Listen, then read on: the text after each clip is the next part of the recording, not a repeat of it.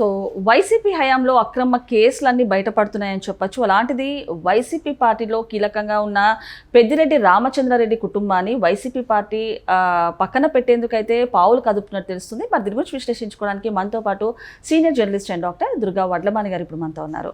నమస్తే మేడం. నమస్తే అండి మేడం, మరి వైసీపీ పార్టీ ఓడిపోయిన తర్వాత కీలక పరిణామాలు కానివ్వండి, లేకపోతే వరుస అరెస్టులు కూడా జరుగుతున్నాయి, వరుస అక్రమ స్కామ్లు కూడా బయటపడుతున్నాయని చెప్పొచ్చు. మరి ఈ క్రమంలోనే వైసీపీ పార్టీలో బలంగా ఉన్న పెద్దిరెడ్డి రామచంద్రారెడ్డి కుటుంబాన్ని జగన్మోహన్ రెడ్డి గారు పక్కన పెట్టేందుకు ప్రయత్నిస్తున్నట్టు తెలుస్తుంది.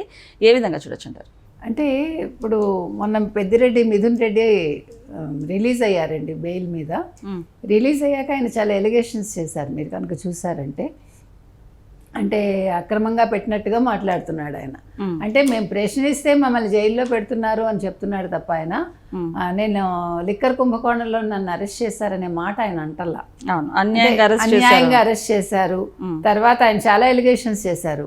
అక్కడ వాళ్ళు సీసీ కెమెరా పెట్టారు జైల్లో పెట్టి అక్కడి నుంచి విజయవాడలో చూస్తున్నారు.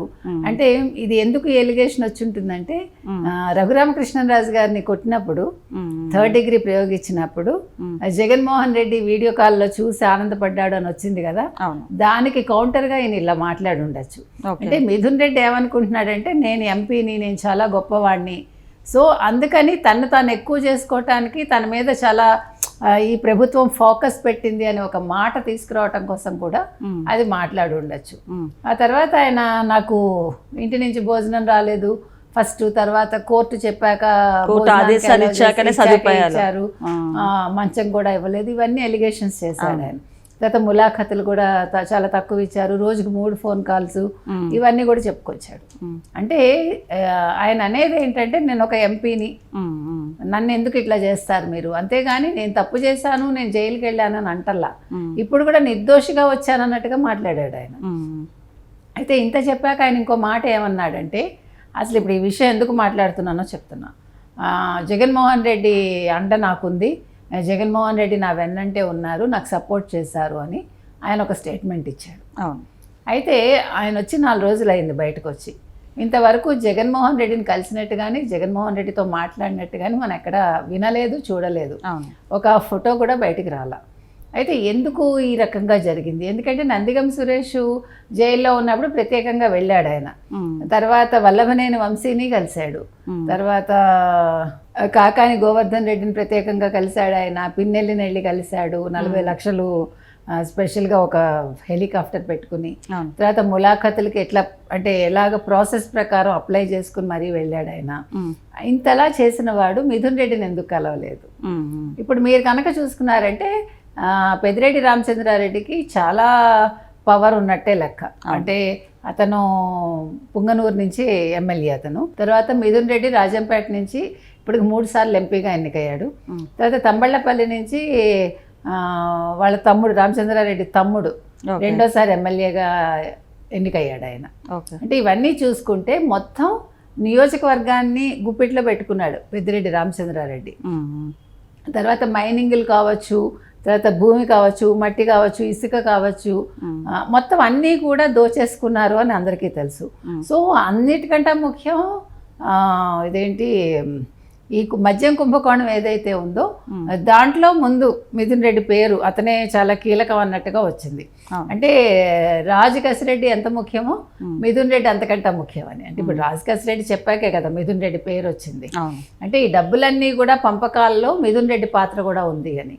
అంటే మరి ఇంతలా ఉన్నప్పుడు మరి మిథున్ రెడ్డిని ఎందుకు పక్కన పెడుతున్నాడు జగన్మోహన్ రెడ్డి?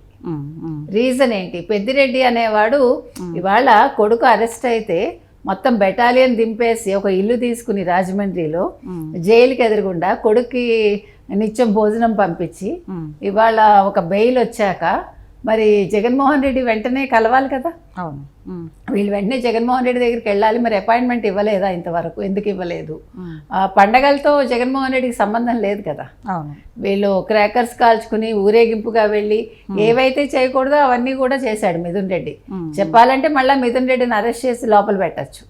ఎందుకంటే ఊరేగింపుగా వెళ్ళాడు, తర్వాత నేను నిర్దోషిని అన్నట్టుగా మాట్లాడాడు, ఏమీ తప్పు జరగలేదు అన్నట్టు మాట్లాడాడు. మరి ఎందుకని పెద్దిరెడ్డి ఫ్యామిలీని జగన్మోహన్ రెడ్డి పక్కకు పెడుతున్నాడా? పక్కకు పెడితే ఎందుకు పెడతాడు? ఇప్పుడు మిథున్ రెడ్డి వాళ్ళు నోరు విప్పితే ఉమ్, జగన్మోహన్ రెడ్డికే నష్టం కదా. ఉమ్, అంటే జగన్మోహన్ రెడ్డికి ఎంత నష్టమో మిథున్ రెడ్డికి అంతే నష్టం, మిథున్ రెడ్డికి ఎంత నష్టమో పెద్దిరెడ్డికి అంతే నష్టం. మరి ఇంకొకటి అంటే మొన్న మీరు అన్నట్టు నిన్న ప్రెస్ మీట్లో కూడా మిథున్ రెడ్డి గారు మళ్ళీ జగన్మోహన్ రెడ్డి గారు గెలిచేటట్టే మళ్ళీ మేము ప్రయత్నం చేస్తాము, పార్టీ నుంచి పోటీ చేస్తామంటూ కూడా మరి చెప్పడం జరిగింది. ఏంటంటారు మేడం, అంటే ఇద్దరి మధ్యలో ఏంటి ఫ్లక్చుయేషన్స్ ఏంటి, డిఫరెన్సెస్ ఏంటంటారు? అంటే రిఫ్ట్ ఎందుకు వస్తుందంటే ఇప్పుడు నాకంట మీరు గొప్పవాళ్ళని అనుకున్నాను అనుకోండి, మిమ్మల్ని ఎలా తొక్కేయాలని చూస్తా. ఉమ్, ప్లస్ మీరు నాకంటే ఎక్కువ సంపాదించినా కూడా సమస్యే. అవును. ఇక్కడ జరిగింది జరుగుతున్నది అది. ఎందుకంటే వైసీపీలో జగన్మోహన్ రెడ్డి చేసిన ఒక అది ప్లస్ అనుకోవాలో మైనస్ అనుకోవాలో మనకు తెలియదు, కానీ తను సంపాదించుకుని మిగతా వాళ్ళని సంపాదించుకోవడానికి అవకాశం ఇచ్చాడు. ఉమ్, ఉమ్, ఉమ్. దానివల్ల ఏమవుతుంది, మీరు జీరో నుంచి ఈరోజు ఒక లక్షల్లో కోట్లలో మీరు సంపాదించేసుకుని జగన్మోహన్ రెడ్డికి విధేయతగా ఉన్నట్టే ఉంటారు కానీ ఉండరు. వెనకాల మీరు చేయాల్సింది మీరు చేస్తారు, మీ ఏమంటారు మీ పలుకుబడిని మీరు పెంచుకుంటారు. దానివల్ల అల్టిమేట్గా నష్టం జగన్మోహన్ రెడ్డికి. అవునా? అవును. ఇవాళ పెద్దిరెడ్డి విషయంలో అదే జరిగింది. అతను మొత్తం ల్యాండు ఏంటి మైనింగు వైన్ ఏది కాదు అన్నీ దోచేశాడు. దోచేసి ఇవాళ అసలు పెద్దిరెడ్డి ఆస్తులు ఎంత ఉన్నాయి అని వెలికి తీస్తే జగన్మోహన్ రెడ్డిని మించిపోయాడా అని ఒక సందేహం వస్తుంది. అందుకని ఇతన్ని ఇక్కడ కట్ చేయకపోతే రేపు పొద్దున్న నాకు ఇబ్బంది. ఒకవేళ ముఖ్యమంత్రి సీటుకి ఎసరు పెడితే ఇప్పుడు డబ్బులు ఇచ్చి కొనుక్కున్నాక ఏమైనా సాధ్యం అవుతుంది కదా. అందుకని కూడా అలా జరుగుతుందా అని మనకు తెలియదు. సో ఏది ఏమైనా ఇవాళ అంటే జగన్మోహన్ రెడ్డికి ఇవాళ నష్టమే ఉండదు వీళ్ళని పక్కన పెట్టినంత మాత్రాన. కాకపోతే ఏంటంటే ఇప్పుడు ఆయన మళ్ళా వస్తాడు 2.0 అని ఆయన అనుకుంటున్నాడు, వీళ్ళు అనుకుంటున్నారు, కానీ అంత సీన్ లేదని అందరికీ తెలుసు. సో అందుకోసం ఇంకా ఎలాగ నేను వస్తానో మా అంతా ఎలాగ నేను యూరోప్ వెళ్ళి వచ్చాక నా సంగతి తేలిపోతుందని అనుకుంటున్నాడు ఆయన. అండ్ ఇంకొకటి జగన్మోహన్ రెడ్డి గారిని అందరూ పక్కన పెట్టేస్తున్నారు. యాక్చువల్గా ఆయన మళ్ళీ పెద్దిరెడ్డి రామచంద్రారెడ్డి గారి కుటుంబాన్ని పక్కన పెట్టడం అంటే ఏ విధంగా చూడొచ్చు? అంటే అదే మేబీ రివర్స్లో కూడా మనం అనుకోవచ్చు. వీళ్ళే పక్కకు పెట్టి నాటకాలు ఆడుతున్నారా, ఊరికే పైకి కంటి తుడుపుకి జగన్మోహన్ రెడ్డి మా వెంట ఉన్నాడు, మాకు అండగా ఉన్నాడు అని చెప్తూ వీళ్ళు గోతులు తీస్తున్నారా వెనకాల, అది కూడా చూడాలి. Okay okay madam, thank you.